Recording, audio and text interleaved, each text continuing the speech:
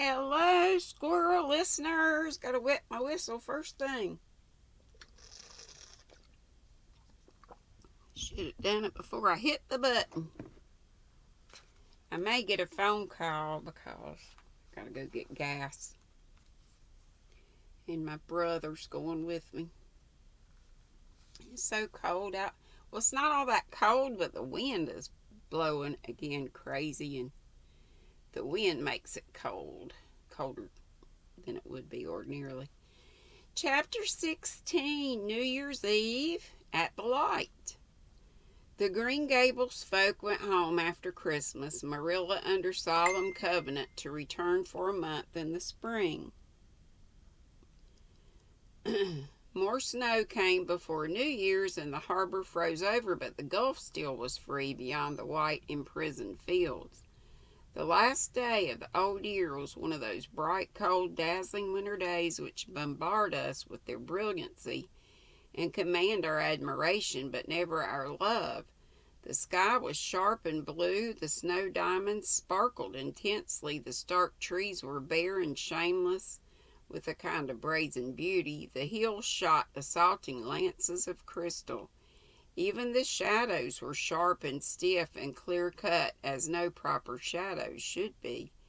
Everything that was handsome seemed 10 times handsomer and less attractive in the glaring splendor, and everything that was ugly seemed 10 times uglier, and everything was either handsome or ugly. There was no soft blending or kind obscurity or elusive mistiness in that searching glitter.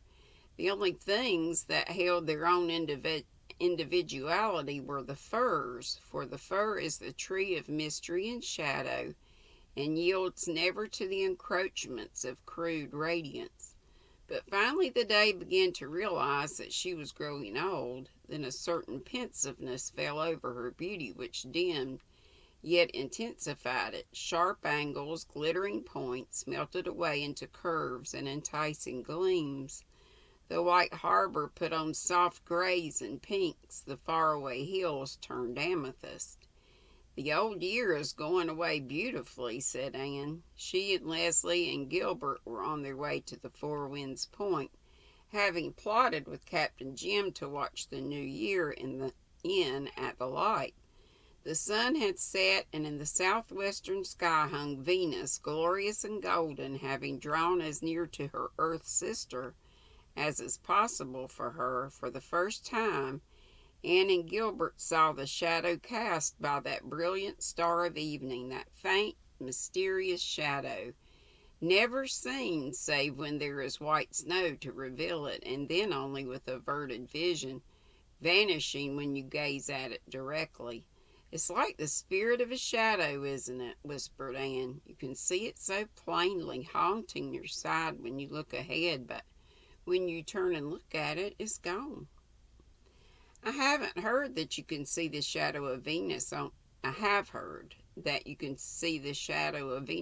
once in a lifetime, and that within a year of seeing it, your life's most wonderful gift will come to you," said Leslie. But she spoke rather hardly. Perhaps she thought that even the shadow of Venus could bring her no gift of life. Anne smiled in the soft twilight. She felt quite sure what the mystic shadow promised her. They found Marshall Elliott at the lighthouse. At first Anne felt inclined to resent the intrusion of this long-haired, long-bearded eccentric into the familiar little circle, but Marshall Elliott soon proved his legitimate claim to membership in the household of Joseph. He was a witty, intelligent, well-read man, rivaling Captain Jim himself in the knack of telling a good story. They were all glad when he agreed to watch the old year out with them. Captain Jim's small nephew, Joe, had come down to spend New Year's with his great uncle and had fallen asleep on the sofa with the first mate curled up in a huge golden ball at his feet. "Ain't he a dear little man?" said Captain Jim gloatingly. "I do love to watch a little child asleep, Mistress Blythe. It's the most beautiful sight in the world, I reckon. Joe does love to get down here for a night because I have him sleep with me, At home he has to sleep with the other two boys, and he doesn't like it. Why can't I sleep with father, Uncle Jim, says he. Everybody in the Bible slept with their fathers. As for the question he asked, the minister himself couldn't answer them. They fair swamped me, Uncle Jim. If I wasn't me,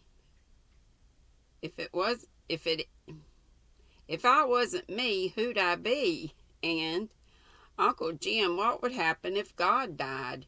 He fired them two off at me tonight afore he went to sleep. As for his imagination, he sails away from everything. He makes up the most remarkable yarns, and then his mother shuts him up in the closet for telling stories. And he sits down and makes up another one, and has it ready to relate to her when she lets him out. He had one for me when he come down tonight.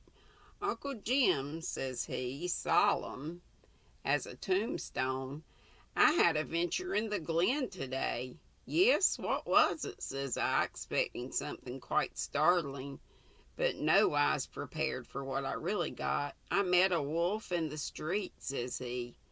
A 'normous wolf with big red mouth and awful long teeth, Uncle Jim. I didn't know there were any wolves up at the glen, said I. Oh, he come there. He must be little. He come there from far, far away, says Joe, and I thought he, instead of thought, I thought he was going to eat me up, Uncle Jim. Were you scared, says I. No, 'cause I had a big gun, says Joe, and I shot the wolf dead, Uncle Jim, solid dead. And then he went up to heaven and bit God, says he. Well, I was fair staggered, Mistress Blythe. The hours bloomed into mirth around the driftwood fire. Uncle Jim told tales, and Marshall Elliott sang old Scotch ballads in a fine tenor voice. Finally, Captain Jim took down his old brown fiddle from the wall and began to play. He had a tolerable knack of fiddling, which all appreciated save the first mate, who sprang from the sofa as if he had been shot, emitted a shriek of protest, and fled wildly up the stairs. Can't cultivate an ear for music in that cat nohow, said Captain Jim. He won't stay long enough to learn to like it. When we got the organ up at the Glen Church, old Elder Richards bounced up from his seat the minute the organist began to play, and scuttled down the aisle and out of the church at the rate of no man's business. It reminded me so strong of the first mate tearing loose as soon as I began to fiddle that I come nearer to laughing out loud in church than I ever did before or since. There was something so infectious in the rollicking tunes which Captain Jim played that very soon Marshall Elliott's feet began to twitch. He had been a noted dancer in his youth. Presently he started up and held out his hands to Leslie. Instantly she responded. Round and round the firelit room they circled with a rhythmic grace that was wonderful. Leslie danced like one inspired. The wild, sweet abandon of the music seemed to have entered into and possessed her. Anne watched her in fascinated admiration. She had never seen her like this. All the innate richness and color and charm of her nature seemed to have broken loose and overflowed in crimson cheek and glowing eye and grace of motion. Even the aspect of Marshall Elliott, with his long beard and hair, could not spoil the picture. On the contrary, he seemed to enhance it. Marshall Elliott looked like a Viking of elder days, dancing with one of the blue-eyed, golden-haired daughters of the Northland.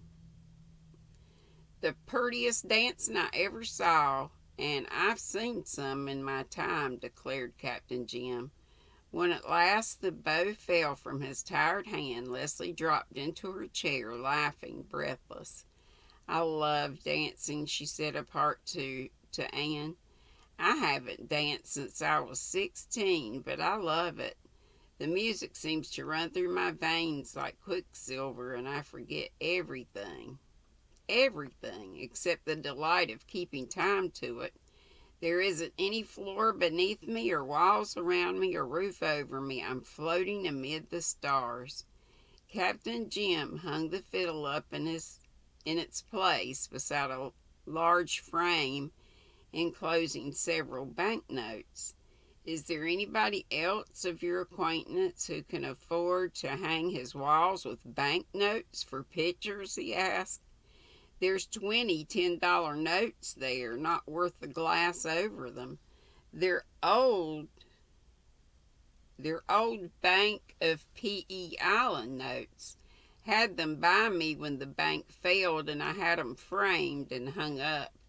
Partly as a reminder not to put your trust in banks, and partly to give me a real luxurious military feeling. Hello, matey, don't be scared. You can come back now. The music and revelry is over for tonight. The old year has just another hour to stay with us. I've seen 76 New Years come in over that gulf yonder, Mistress Blythe. You'll see 100, said Marshal Elliot. Captain Jim shook his head. No, I don't want to. At least I think I don't. Death grows friendlier as we grow older. Not that one of us really wants to die, though, Marshal. Tennyson spoke truth when he said that. There's old Mrs. Wallace up at the Glen. She's had heaps of trouble all her life, poor soul, and she's lost almost everyone she cared about. She's always saying she'll be glad when her time comes, and she doesn't want to sojourn any longer in this vale of tears.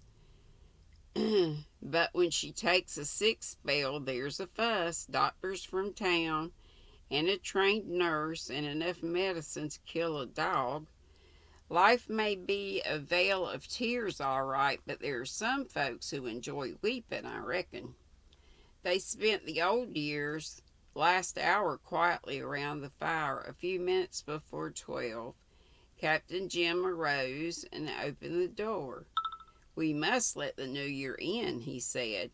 Outside was a fine blue night, a sparkling ribbon of moonlight garlanded the gulf.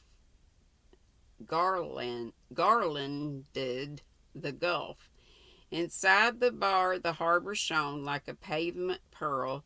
They stood before the door and waited. Captain Jim with his rightful experience, Marshal Elliot in his vigorous but empty middle life, Gilbert and Anne with their precious memories and exquisite hopes, Leslie with her record of starved years and her hopeless future. The clock on the little shelf above the fireplace struck 12. Welcome, New Year, said Captain Jim, bowing low as the last stroke died away. I wish you all the best year of your lives, mates. I reckon that whatever the new year brings us will be the best the great captain has for us, and somehow or other we'll all make port in a good harbor. And that's all, chapter 16. 17 we'll read tomorrow is called A Four Winds Winter. Okay, that's it. See you tomorrow live at 5. And again, be sweet, don't be ugly. Love you. Bye-bye.